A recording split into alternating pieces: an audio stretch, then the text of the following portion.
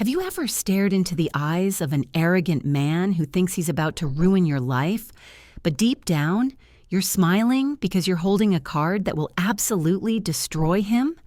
That is exactly how I felt sitting across from Mark Davidson. He was leaning back in his Italian leather chair, tapping his fingers on the mahogany desk, looking at me with that smug grin I'd come to hate. Then he dropped the bomb. "Sarah, we're restructuring. Unfortunately, your position won't exist after this month." And the kicker? The cherry on top of this toxic sundae? He told me I had to train my replacement, a woman named Jennifer, whom he'd just poached from our competitor. Mark thought he was playing chess. He thought he had me in checkmate. But he didn't realize he wasn't even playing the same game as me. He didn't know that the company he was sitting in, the chair he was leaning on, and the name Davidson Tech Solutions on the front door actually belonged to me now. I bought it 3 months ago, and he has no clue. Welcome to the story of Mark's worst day and the absolute best day of my life. To understand why this revenge was so sweet, I have to take you back to the beginning. I'm Sarah Mitchell, 36 years old. I gave 12 years of my life, my sweat, tears, and youth, to Davidson Tech. I started as a lowly marketing intern, fetching coffee and unjamming printers, and I clawed my way up to become the marketing director. Things used to be amazing here. The company was founded by Robert Davidson, Mark's father. Robert was a legend. He wasn't just a boss, he was a mentor. He used to tell me, "Sarah, profits are important. But people are everything. Never forget that." But 3 years ago, Robert passed away from a sudden heart attack, and our world crumbled. Enter Mark, the classic nepo baby, born with a silver spoon in his mouth. He is the definition of a toxic tech bro. He cared more about yacht parties, leasing supercars, and cutting staff costs than he did about actually making a good product. Under Mark's reign, the company culture rotted.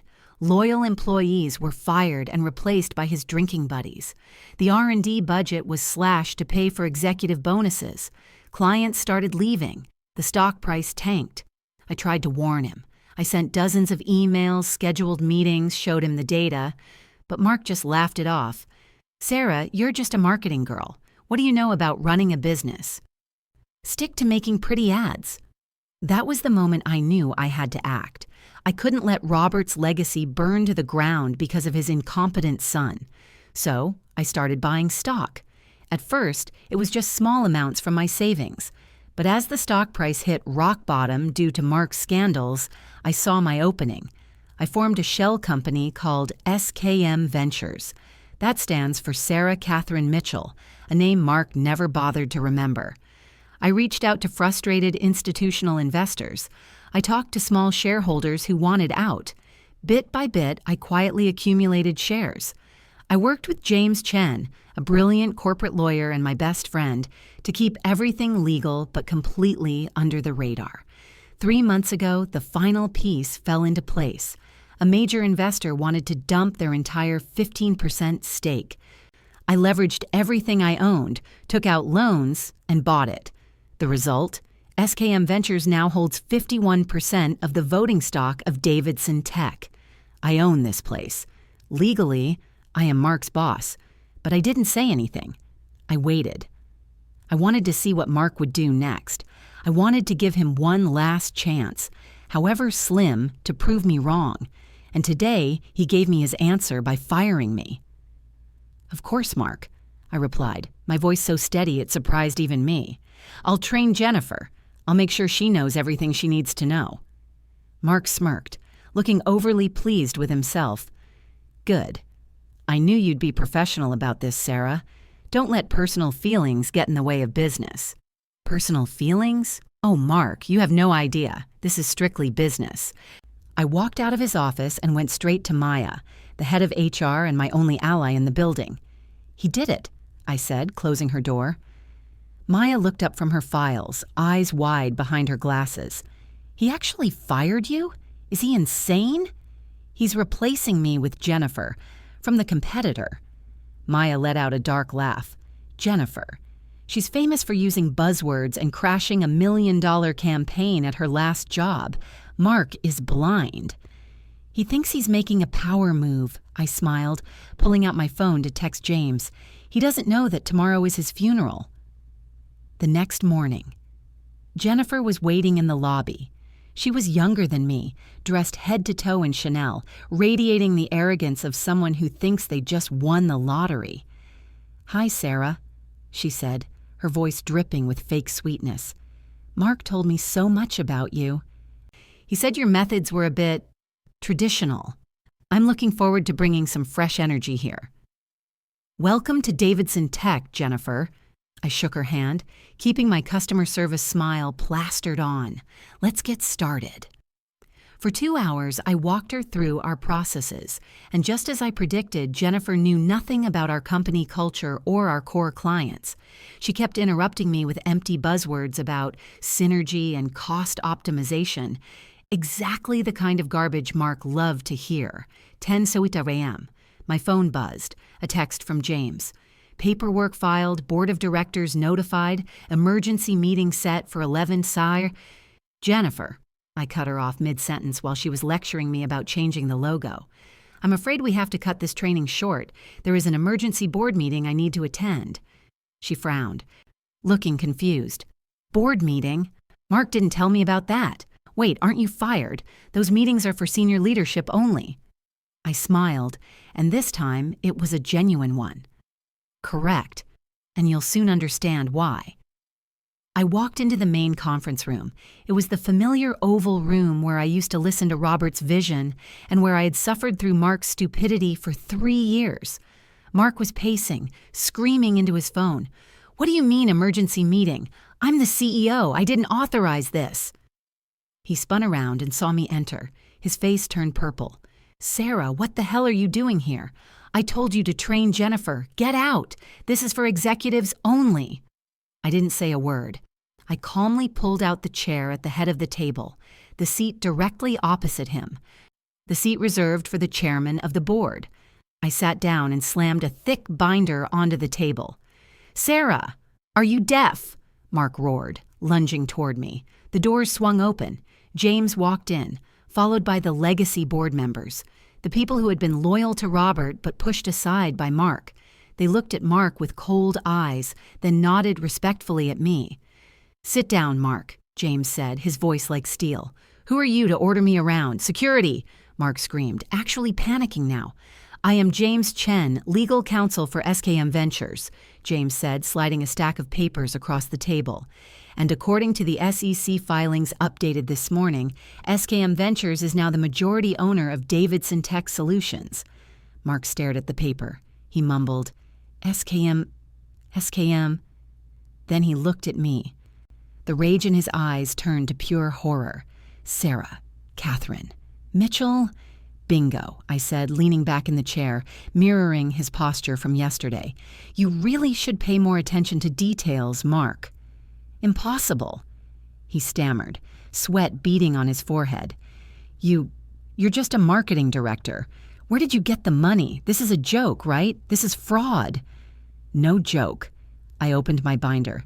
"This is the result of 12 years of hard work, smart investing, and 3 months of buying stock from the people you pissed off. You were too busy playing golf and leasing cars to notice your company was being sold right under your nose." I tossed another chart onto the table. "This is the financial report under your leadership. Profits down 40%, 12 major clients lost, top talent quitting in droves. You aren't running this company, Mark. You're killing it, and I'm not letting you do it anymore." The board members started murmuring in agreement. Janet, a long-time member, spoke up. "Mark, we look the other way out of respect for your father, but Sarah is right. You are destroying Robert's legacy." Mark looked around the room, desperate for an ally, but he was alone. "I am a Davidson. My name is on the building. You can't do this." "The name on the building is Robert's," I corrected him coldly, and he knew that leadership isn't an inheritance. It's a responsibility. I stood up, looming over him. I, as the majority shareholder, motioned to remove Mark Davidson from the position of CEO effective immediately for gross incompetence and mismanagement. All in favor? Every single hand in the room went up, even the ones who used to be afraid of him. Motion carried, I declared. Mark, you're fired. Security is waiting to escort you out. And don't worry about Jennifer. I'll personally walk her out myself. Mark stood there, mouth gaping, looking pale as a ghost. He tried to speak, but nothing came out. Finally, he hung his head and walked out of the room, looking small and defeated. When the door clicked shut behind him, the room was silent for a second. Then Janet smiled. Welcome back, Sarah.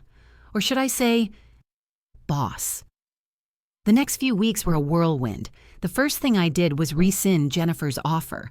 Luckily, she hadn't signed the final contract. Then Maya and I started the cleanup. We reached out to the talented people Mark had fired and offered them their jobs back. We reinstated the employee benefits Robert had built. Thomas Chen, our brilliant engineer who Mark had bullied for 3 years, was promoted to CTO. When I told him the news, he literally cried in my office. Of course, it wasn't all smooth sailing. Mark tried to sue me, tried to spread rumors in the press. But with James' legal team and the actual growth numbers we were posting, his threats were just noise. 1 year later, I stood on stage at the company's annual summit. The auditorium was packed. Profits were up 45%. Employee retention was at an all-time high. And most importantly, we had reclaimed the soul of Davidson Tech. I looked down at the front row and saw Maya beaming. And on the table of honor, I saw a framed photo of Robert Davidson. That evening, I received an email from Margaret, Mark's mother. Dear Sarah, I've been watching what you've done. Robert always said you were special. Thank you for saving his life's work. Mark needed this lesson to grow up. I am proud of you. That was the moment I knew I had truly won. Not because of the revenge, but because I protected what was right. Sometimes, the best revenge isn't screaming or fighting. The best revenge is massive success. It's proving that they were wrong to underestimate you. It's rebuilding what they destroyed and doing it 10 times better. Mark thought he could erase me. Instead, he gave me the motivation to become the person I was born to be, a leader. What do you guys think? Was I too harsh on Mark, or did he get exactly what he deserved? Let me know in the comments below. I really want to hear your take. If you enjoyed this story of corporate justice, please smash that like button, subscribe, and hit the notification bell so you don't miss the next story. Thanks for listening, and remember, never underestimate the person sitting across from you. They might just own the building you're standing in. See you in the next video.